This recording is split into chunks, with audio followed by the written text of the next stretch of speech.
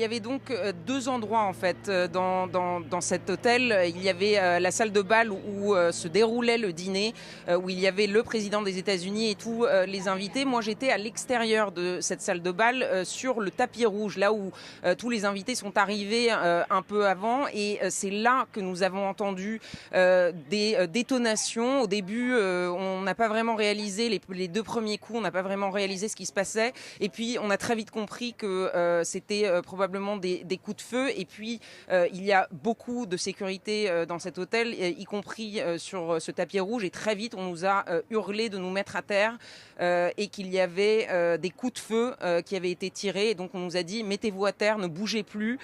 Ensuite, j'ai entendu des membres des services secrets dire qu'un possible suspect avait été arrêté. Ensuite, j'ai entendu d'autres services, d'autres représentants des forces de l'ordre parler d'un corps dans l'entrée de l'hôtel, mais je ne peux pas confirmer, je n'ai rien vu de mes propres yeux, j'ai juste entendu ces détonations et ensuite entendu ce que se disaient les représentants des forces de l'ordre au sein de ce tapis rouge qui est à l'extérieur, encore une fois, de la salle de bal où le président se trouvait.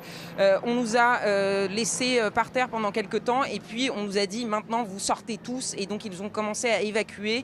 On a vu aussi des membres de l'administration Trump être évacués par une autre sortie avec leur service de sécurité. Donc pour l'instant pas beaucoup d'informations. J'ai été décalée de l'hôtel à quelques blocs de l'hôtel par les services secrets. Donc vous voyez quand même à plusieurs blocs il y a énormément de présence policière.